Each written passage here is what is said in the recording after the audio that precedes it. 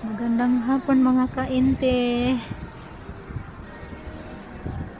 Tumapapasugod tayo sa sa main office ng Globe kasi 5 days na akong walang wifi. 5 days na rin ako nag-aantay ng technician, sabi pupunta, wala naman pumupunta. Mahal lang pagpa-load lagi.